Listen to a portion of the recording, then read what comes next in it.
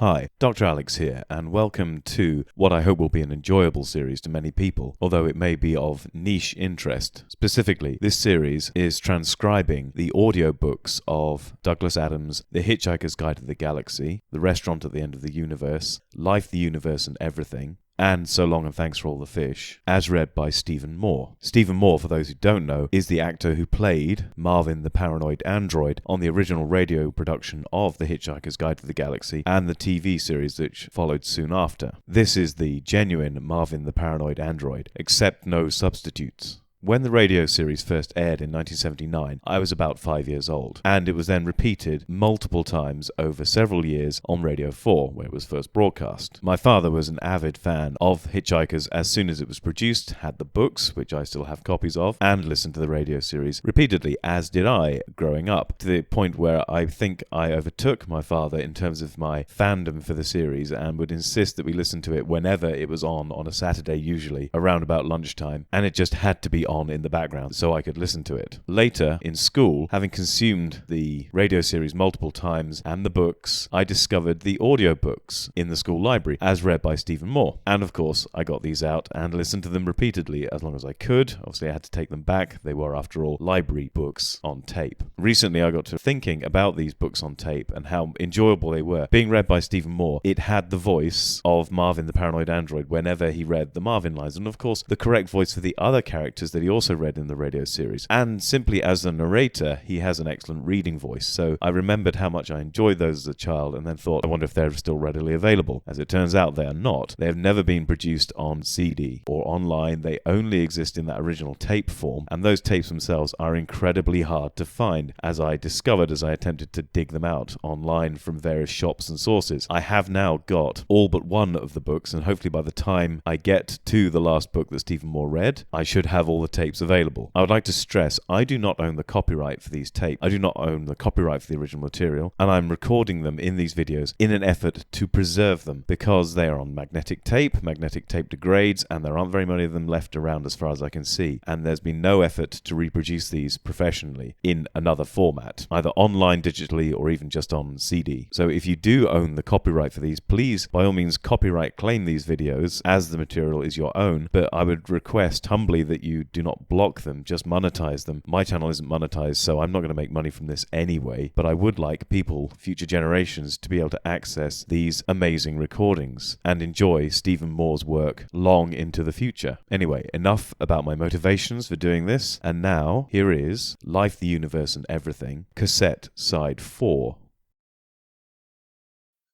Zaphod Beeblebrox crawled bravely along a tunnel like the hell of a guy he was. He was in the robot war zones many miles above the surface of the planet Cricket. He had parked the starship Heart of Gold amongst the huge, jostling, dim hulks that crowded the sky here above Cricket, and had entered what appeared to be the biggest and most important of the sky buildings, armed with nothing but a zap gun and something for his headaches. He had found himself in a long, wide and badly lit corridor in which he was able to hide until he worked out what he was going to do next. He had ducked at one point into a room leading off the corridor, and had discovered it to be a huge and again dimly lit chamber. In fact, it was a museum with just one exhibit: the wreckage of a spacecraft.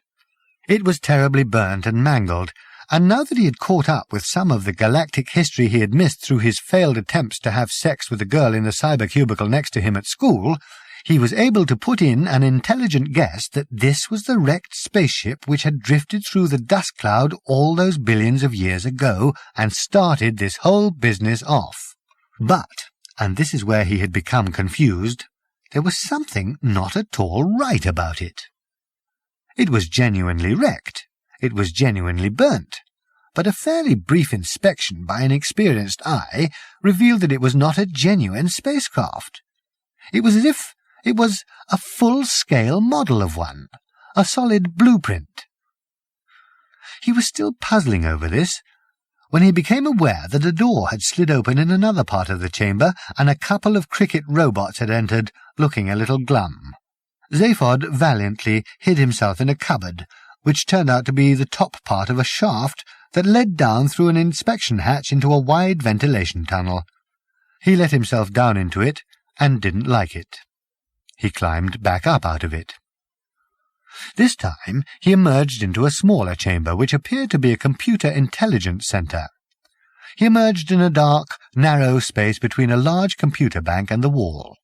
He quickly learned that he was not alone in the chamber and started to leave again, when he began to listen with interest to what the other occupants were saying. "It's the robots, sir," said one voice. "There's something very wrong with them." "Well, what exactly?" These were the voices of 2 War Command cricketers.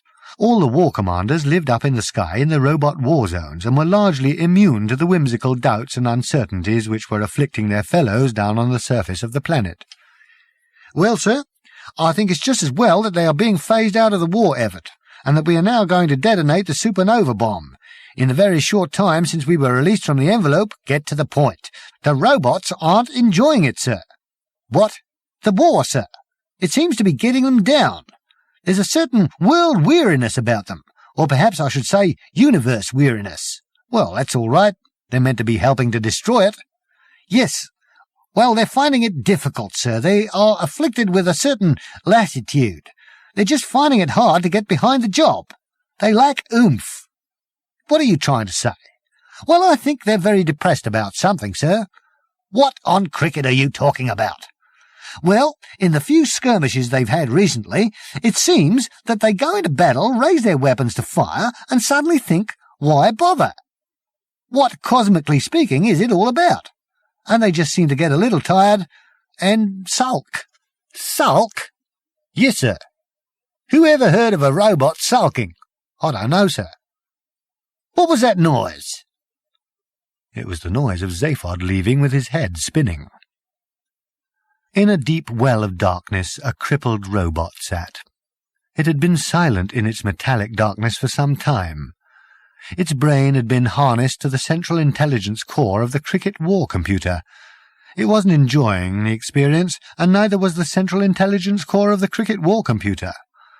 The cricket robots who had salvaged this pathetic metal creature from the swamps of Squorn-Shellis Zeta had done so because they had recognized almost immediately its gigantic intelligence and the use which this could be to them. They hadn't reckoned with the attendant personality disorders, which the coldness, the darkness, the dampness, the crampedness, and the loneliness were doing nothing to decrease. It was not happy with its task.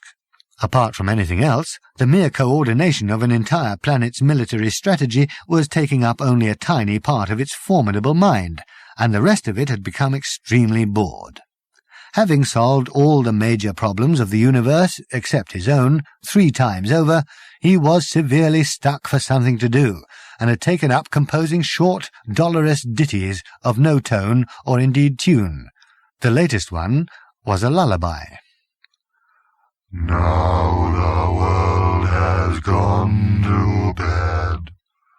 Darkness won't engulf my head. I can see by infrared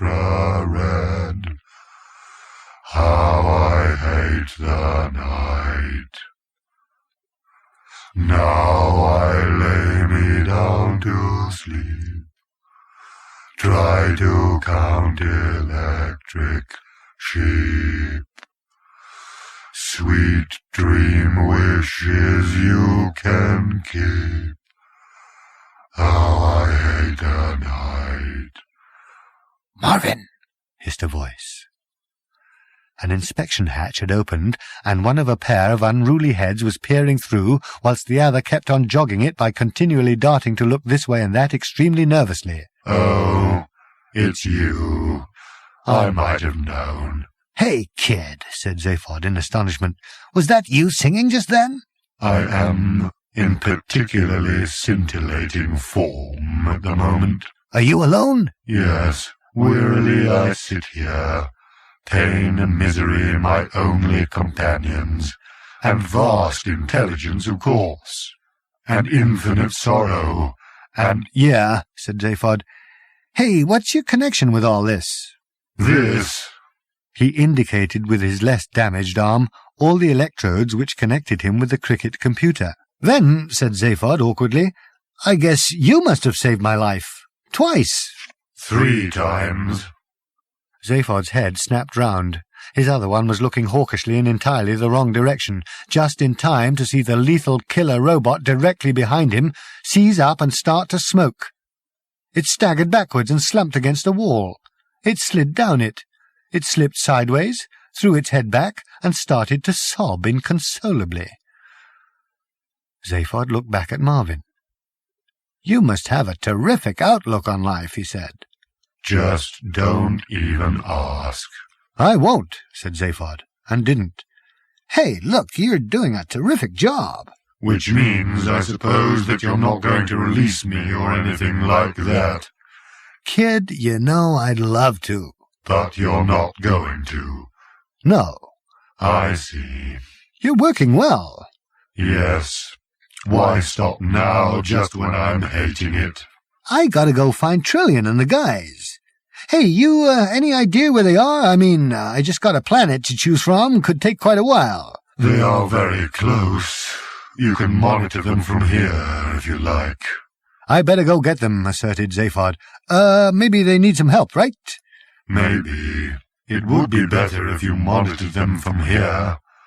That young girl is one of the least benightedly unintelligent organic life forms it has been my profound lack of pleasure not to be able to avoid meeting." "Trillian? She's just a kid. Cute, yeah, but temperamental. You know how it is with women. Or perhaps you don't. I assume you don't. If you do, I don't want to hear about it. Plug us in." "Totally manipulated." "What?" said Zaphod. It was Trillian speaking. He turned round. The wall against which the cricket robot was sobbing had lit up to reveal a scene taking place in some other unknown part of the cricket robot war zones. It seemed to be a council chamber of some kind. "Just think about it," said Trillian's voice. "Your history is just a series of freakishly improbable events. And I know an improbable event when I see one. Your complete isolation from the galaxy was freakish for a start. Right out on the very edge with a dust cloud around you? It's a set-up, obviously." "Then," said Trillian, "this spaceship that crash-landed on your planet. That's really likely, isn't it? Have you any idea of what the odds are against a drifting spaceship accidentally intersecting with the orbit of a planet?" "Hey," said Zaphod, "she doesn't know what the Zark she's talking about. I've seen that spaceship. It's a fake. No deal." "I thought it might be." "Oh, yeah," said Zaphod. "It's easy for you to say that. I just told you. Anyway, I don't see what it's got to do with anything. And especially," continued Trillian, "the odds against it intersecting with the orbit of the one planet in the galaxy, or the whole of the universe as far as I know, that would be totally traumatized to see it. You don't know what the odds are? Nor do I. They're that big. Again, it's a setup. I wouldn't be surprised if that spaceship was just a fake." On the screen were the figures of Ford, Arthur, and Slarty Bartfast, who appeared astonished and bewildered by the whole thing. "Hey, look," said Zaphod excitedly. "The guys are doing great. Rah, rah, rah. Go get 'em, guys." "And what about," said Trillian, "all this technology you suddenly managed to build for yourselves almost overnight? Most people would take thousands of years to do all that. Someone was feeding you what you needed to know. Someone was keeping you at it. I know you didn't realize it was going on. That is exactly my point. You never realized anything at all. Like this supernova bomb." "How do you know about that?" said an unseen voice. "I just know," said Trillian. "You expect me to believe that you are bright enough to invent something that brilliant and be too dumb to realize it would take you with it as well. That's not just stupid, that is spectacularly obtuse." "Hey, what's this bomb thing?" said Zaphod in alarm to Marvin. "The supernova bomb. It's a very, very small bomb." "Yeah?" "That would destroy the universe in toto. Good idea, if you ask me. They won't get it to work, though." "Why not, if it's so brilliant?"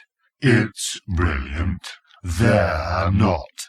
They got as far as designing it before they were locked in the envelope. They've spent the last 5 years building it. They think they've got it right, but they haven't. They're as stupid as any other organic life form. I hate them." Trillian was standing alone in the middle of the chamber, tired out but with fiercely burning eyes. Ranged in front of her were the pale-faced and wrinkled elder masters of cricket, motionless behind their widely curved control desk, staring at her with helpless fear and hatred. In front of them, equidistant between their control desk and the middle of the chamber, where Trillian stood, as if on trial, was a slim white pillar about 4 feet tall. On top of it stood a small white globe about 3, maybe 4 inches in diameter. Beside it stood a cricket robot with its multifunctional battle club. "In fact," explained Trillian, "you are so dumb stupid. You are all so dumb stupid that I very much doubt, if you'd been able to build the bomb properly without any help from Hector for the last 5 years." One of the elders of cricket made a small motion with his hand towards the cricket robot. The robot raised its club. "There's nothing I can do. It's on an independent circuit from the others." "Wait," said Trillian. The elder made a small motion. The robot halted. Trillian suddenly seemed very doubtful of her own judgment. "How do you know all this?" said Zaphod to Marvin at this point. "Computer records. I have access." "You're very different, aren't you," said Trillian to the elder masters, "from your fellow worldlings down on the ground. You've spent all your lives up here, unprotected by the atmosphere. You've been very vulnerable. The rest of your race is very frightened, you know. They don't want you to do this. You're out of touch. Why don't you check up?" The cricket elder grew impatient. He made a gesture to the robot, who swung its battle club. It hit the small white globe, the supernova bomb designed to bring the entire universe to an end. It flew through the air, hit the back wall of the council chamber, and dented it very badly. "So how does she know all this?" said Zaphod. Marvin kept a sullen silence. "Probably just bluffing," said Zaphod. "Poor kid, I should never have left her alone." "Hector!" called Trillian. "I would like you to meet my friend Arthur Dent. I wanted to go off with the Thunder God, but he wouldn't let me, and I appreciate that. He made me realize where my affections really lay. Unfortunately, Zaphod is too frightened by all this, so I brought Arthur instead. I'm not sure why I'm telling you all this. Hello, Hector?" And then it came. It was thin and feeble, like a voice carried on the wind from a great distance, half-heard, a memory or a dream of a voice. "Won't you both come out? I promise that you will be perfectly safe." They glanced at each other, and then stepped out, improbably along the shaft of light which streamed out of the open hatchway of the Heart of Gold into the dim, granular darkness of the dust cloud. Arthur tried to hold her hand to steady and reassure her, but she wouldn't let him. He held on to his airline hold-all with its tin of Greek olive oil, its towel, its crumpled postcards of Santorini, and its other odds and ends. He steadied and reassured that instead. They were standing on and in nothing. Murky, dusty nothing. Each grain of dust of the pulverized computer sparkled dimly as it turned and twisted slowly, catching the sunlight in the darkness. Each particle of the computer, each speck of dust, held within itself, faintly and weakly, the pattern of the whole. In reducing the computer to dust, the silastic armor fiends of Striterax had merely crippled the computer, not killed it.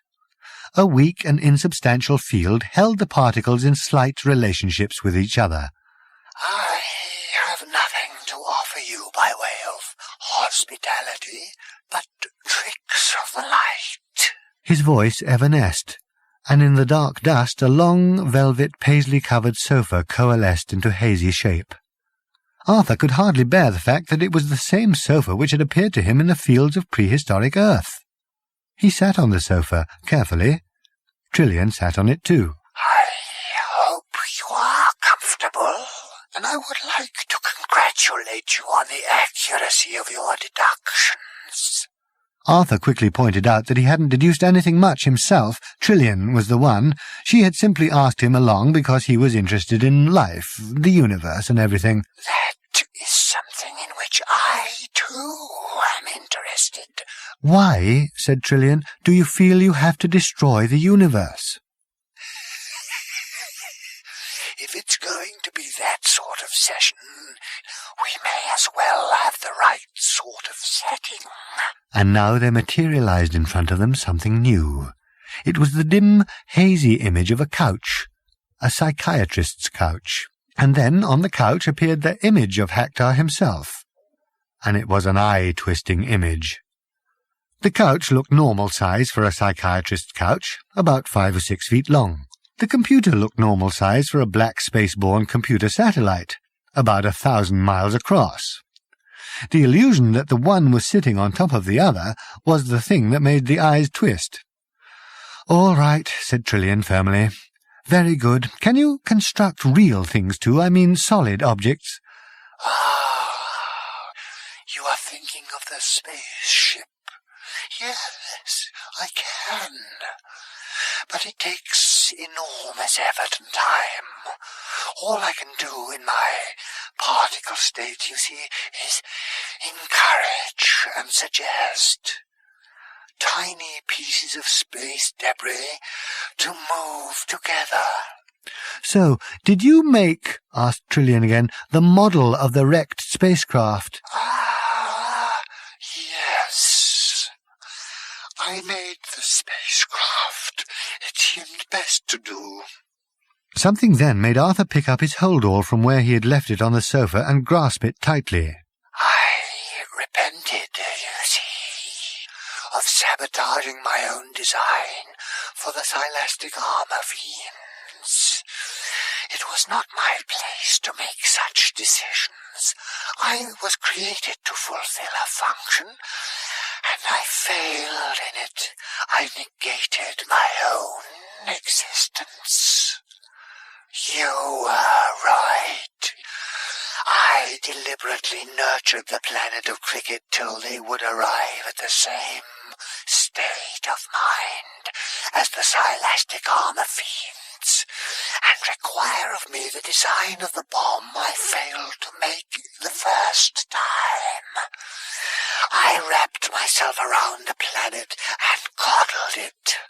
Under the influence of events I was able to engineer, and influences I was able to generate, they learned to hate like maniacs. I had to make them live in the sky.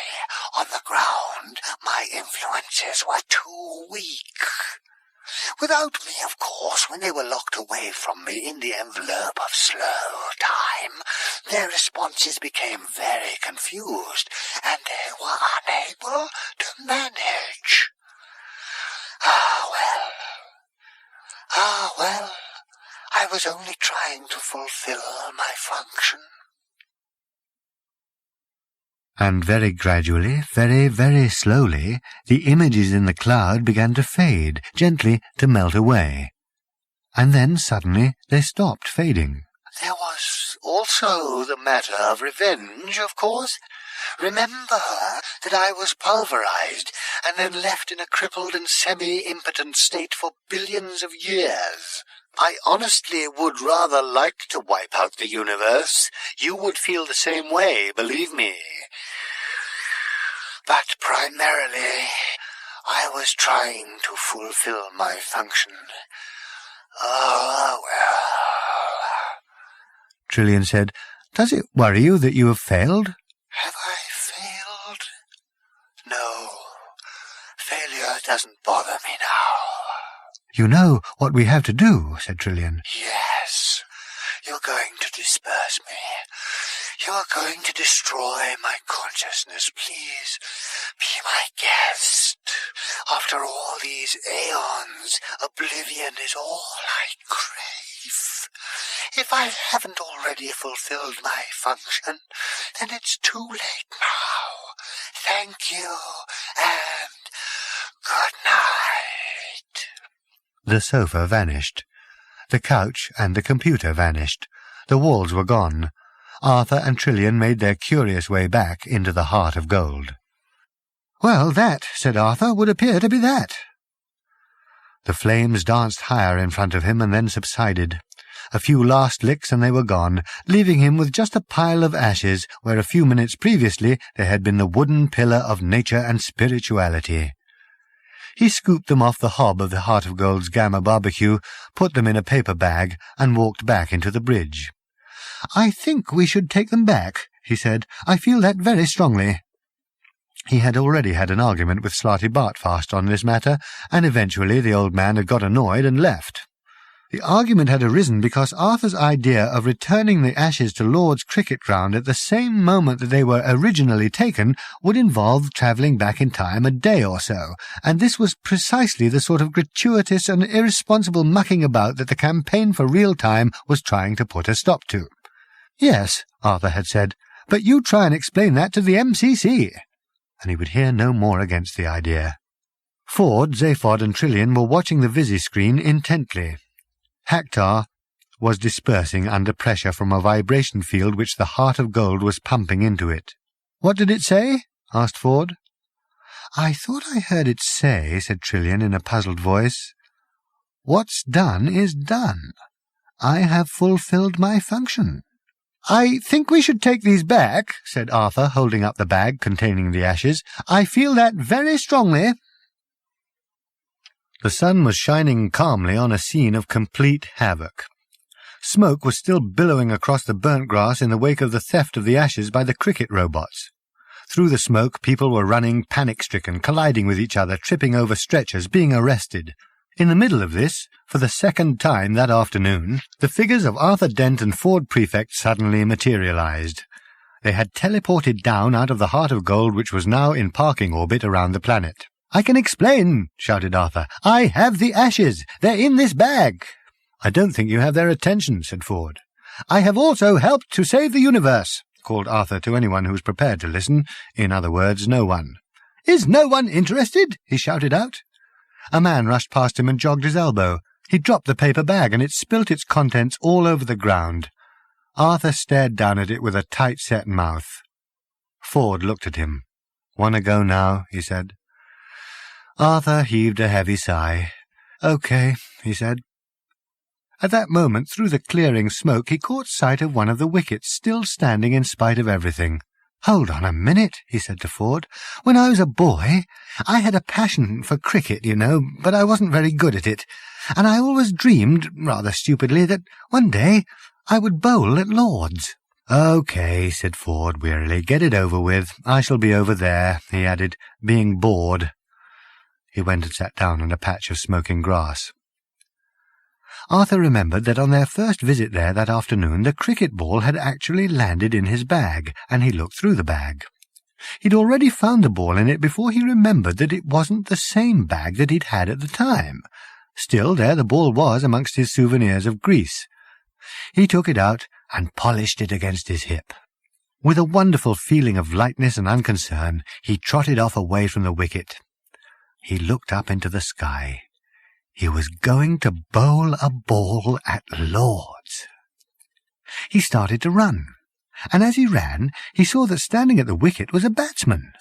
"Oh, good," he thought. "That should add a little—" Then, as his running feet took him nearer, he saw more clearly. The batsman standing ready at the wicket was not one of the English cricket team. He was not one of the Australian cricket team. It was one of the robot cricket team. It was a cold, hard, lethal, white killer robot that presumably had not returned to its ship with the others. His feet were pounding slowly onwards, unstoppably, as he stared at the ball gripped in his helpless hand. It was emitting a deep red glow and flashing intermittently. And still his feet were pounding inexorably forward. He looked at the cricket robot again, standing implacably still and purposeful in front of him, battle club raised in readiness. He remembered Hactar saying, "Have I failed? Failure doesn't bother me. What's done is done. I have fulfilled my function." He remembered Hactar saying that he had managed to make a few things. He remembered the sudden movement in his hold-all that had made him grip it tightly to himself when he was in the dust cloud. He remembered that he had travelled back in time a couple of days to come to Lord's again. He also remembered that he wasn't a very good bowler. He felt his arm coming round, gripping tightly onto the ball which he now knew for certain was the supernova bomb that Hactar had built himself and planted on him, the bomb which would cause the universe to come to an abrupt and premature end. Still holding the ball firmly in his right hand, he soared up into the air, whimpering with surprise. He wheeled and whirled through the air, spinning out of control. He twisted down towards the ground, flinging himself hectically through the air, at the same time hurling the bomb harmlessly off into the distance. He hurtled towards the astounded robot from behind. It still had its multifunctional battle club raised, but had suddenly been deprived of anything to hit. With a sudden, mad access of strength, he wrestled the battle club from the grip of the startled robot, executed a dazzling banking turn in the air, hurtled back down in a furious power drive, and with one crazy swing knocked the robot's head from the robot's shoulders. "Are you coming now?" said Ford. And at the end they travelled again. There was a time when Arthur Dent would not. He said that the bistro-mathic drive had revealed to him that time and distance were one, that mind and universe were one, that perception and reality were one, and that the more one travelled, the more one stayed in one place, and that what with one thing and another, he would rather just stay put for a while and sort it all out in his mind, which was now at one with the universe, so it shouldn't take too long, and he could get a good rest afterwards, put in a little flying practice and learn to cook, which he had always meant to do.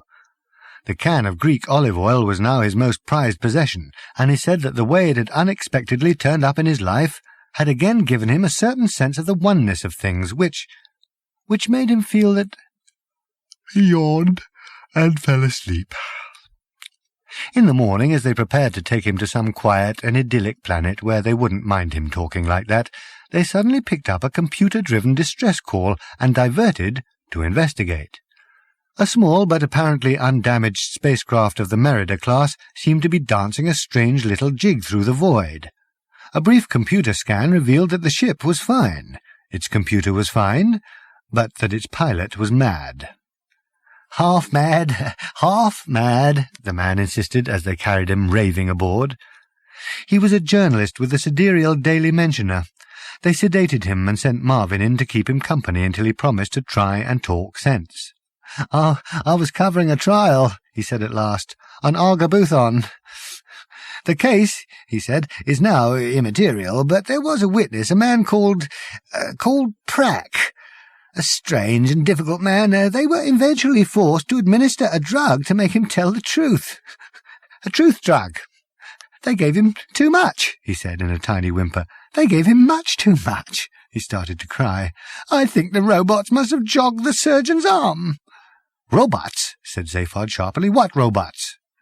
"Oh, some white robots," whispered the man hoarsely, "broke into the courtroom and stole the judge's sceptre, the Argabuthan sceptre of justice. Nasty perspex thing.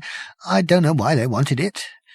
And when the trial continued," he said in a weeping whisper, "they asked Prack a most unfortunate thing. They asked him," he paused and shivered, "to tell the truth. The whole truth and nothing but the truth. Only, don't you see?" "What happened?" said Zaphod at last. "Oh, he told it all right," said the man savagely. "For all I know, he's still telling it now. Strange, terrible things that would drive a man mad. Or in my case," he said, "half mad. I'm a journalist." "You mean," said Arthur quietly, "that you are used to confronting the truth?" "No," said the man with a puzzled frown. "I mean that I made an excuse and left early." He collapsed into a coma from which he recovered only once, and briefly. On that one occasion they discovered from him the following.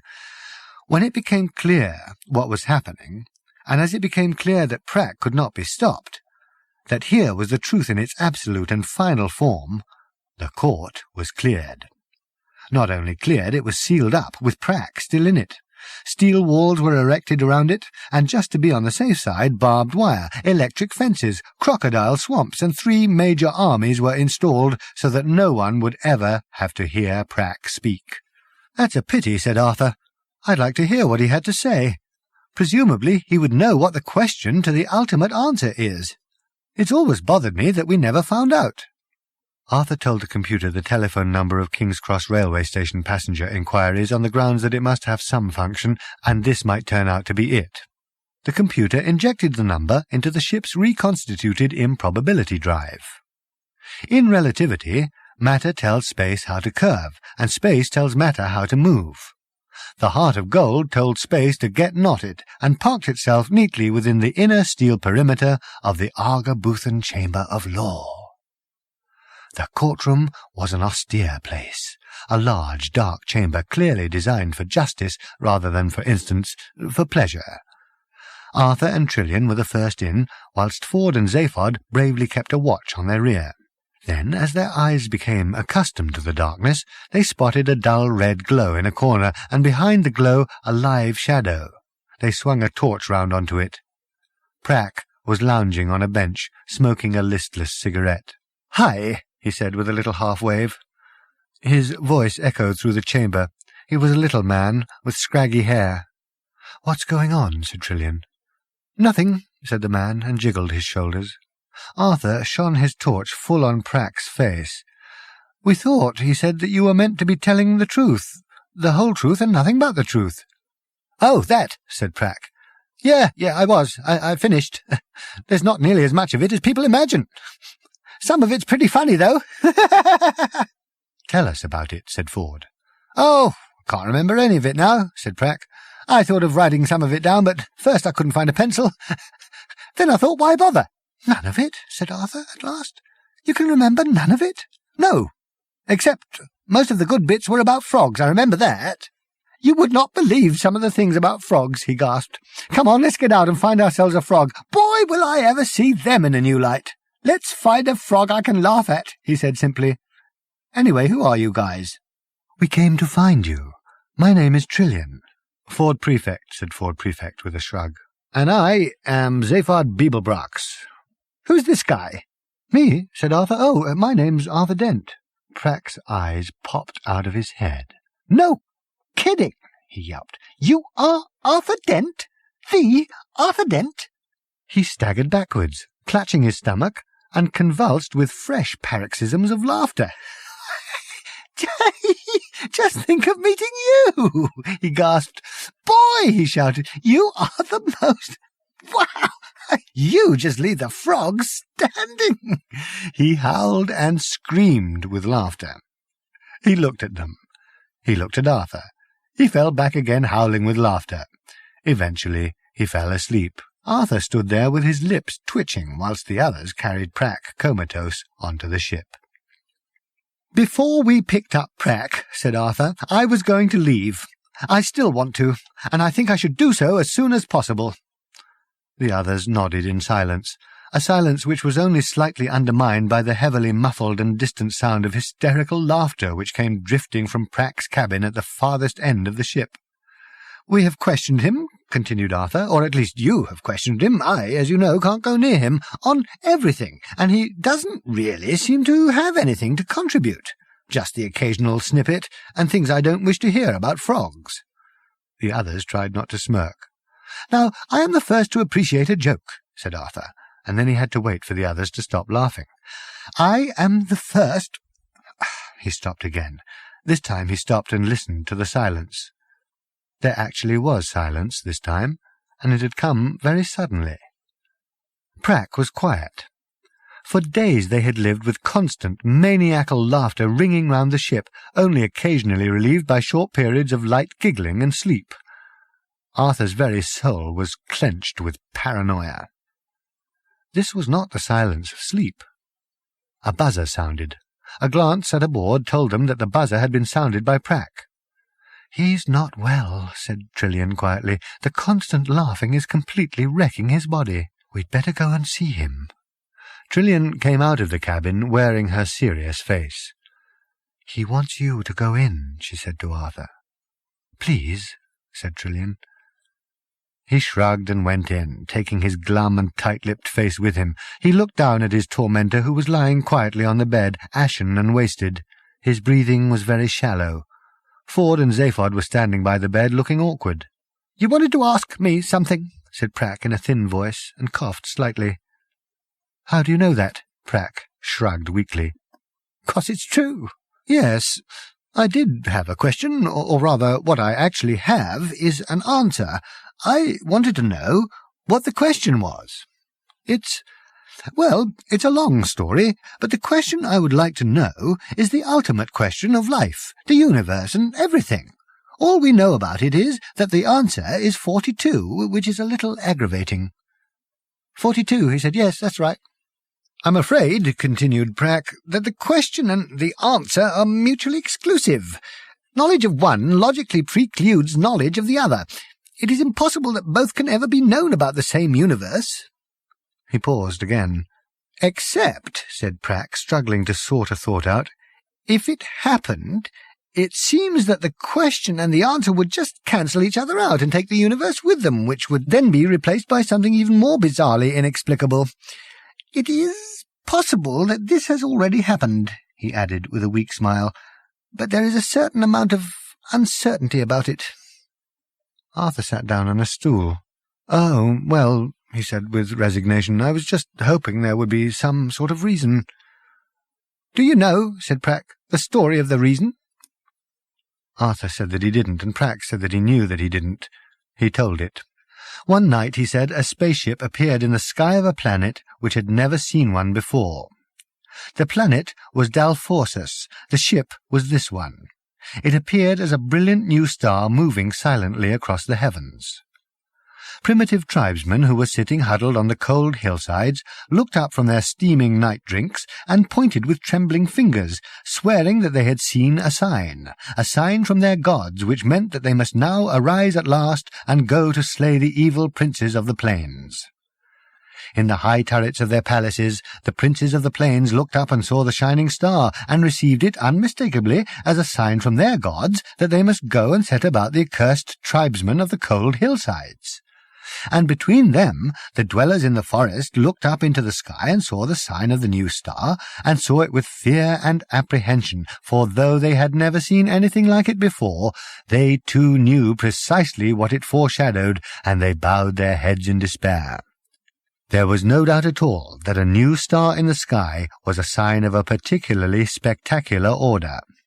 And each new sign signified the same thing, that the princes of the plains and the tribesmen of the cold hillsides were about to beat the hell out of each other again. This, in itself, wouldn't be so bad, except that the princes of the plains and the tribesmen of the cold hillsides always elected to beat the hell out of each other in the forest, and it was always the dwellers in the forest who came off worst in these exchanges, though as far as they could see it never had anything to do with them. And sometimes, after some of the worst of these outrages, the dwellers in the forest would send a messenger to either the leader of the princes of the plains or the leader of the tribesmen of the cold hillsides, and demand to know the reason for this intolerable behaviour. And the leader, whichever one it was, would take the messenger aside and explain the reason to him, slowly and carefully, and with great attention to the considerable detail involved. And the terrible thing was, it was a very good one. It was very clear, very rational and tough. The messenger would hang his head and feel sad and foolish that he had not realized what a tough and complex place the real world was, and what difficulties and paradoxes had to be embraced if one was to live in it. "Now, do you understand?" the leader would say. The messenger would nod dumbly. "And you see, these battles have to take place." Another dumb nod. "And why they have to take place in the forest, and why it is in everybody's best interest, the forest dwellers included, that they should? In the long run? Yes." And the messenger did understand the reason, and he returned to his people in the forest. But as he approached them, as he walked through the forest and amongst the trees, he found that all he could remember of the reason was how terribly clear the argument had seemed. What it actually was, he couldn't remember at all. And this, of course, was a great comfort when next the tribesmen and the princes came hacking and burning their way through the forest, killing every forest dweller in their way. Prack paused in his story and coughed pathetically. "I was the messenger," he said. "After the battles precipitated by the appearance of your ship, which were particularly savage, many of our people died. I thought I could bring reason back. I went and was told it by the leader of the princes, but on the way back it slipped and melted away in my mind like snow in the sun. Well, that was many years ago, and much has happened since then." He looked up at Arthur and giggled again very gently. "There is one other thing I can remember from the truth drug. Apart from the frogs, and that is God's last message to his creation. Would you like to hear it?" For a moment they didn't know whether to take him seriously. "It's true," he said. "For real, I mean it." "I bet you would. If you're that interested, I suggest you go and look for it. It is written in 30-foot-high letters of fire on top of the quenchulous Quasgar Mountains in the land of Sevobupstri on the planet Prelium Tarn, third out from the sun's arse in galactic sector QQ7 active J Gamma. It is guarded by the Logistic Ventricell of Lob." There was a long silence following this announcement, which was finally broken by Arthur. "Sorry, it's where?" he said. "It is written," repeated Prack, "in 30-foot-high letters of fire on top of the quenchulous Quasgar Mountains in the land of Sevobupstri on the planet Prelium Tarn, third out from—" "Sorry," said Arthur, "which mountains?" "The quenchulous Quasgar Mountains in the land of Sevobupstri on the planet—" "Which land was that? I didn't quite catch it." "Sevobupstri on the planet— What?" "Oh, for heaven's sake," said Prack, and died testily. In the following days Arthur thought a little about this message, but in the end he decided that he was not going to allow himself to be drawn by it, and insisted on following his original plan of finding a nice little world somewhere to settle down and lead a quiet, retired life. Having saved the universe twice in one day, he thought that he could take things a little easier from now on. They dropped him off on the planet Cricket, which was now once again an idyllic pastoral world, even if the songs did occasionally get on his nerves. He spent a lot of time flying. He learnt to communicate with birds, and discovered that their conversation was fantastically boring. For that reason, Arthur eventually gave up the sport, and learnt to live on the ground and love it, despite a lot of the inane chatter he heard down there as well. One day he was walking through the fields, humming a ravishing tune he'd heard recently, when a silver spaceship descended from the sky and landed in front of him. A hatchway opened and a ramp extended, and a tall, grey-green alien marched out and approached him. "Arthur it said, then glanced sharply at him and down at his clipboard. He frowned. He looked up at him again. "I've done you before, haven't I?" he said.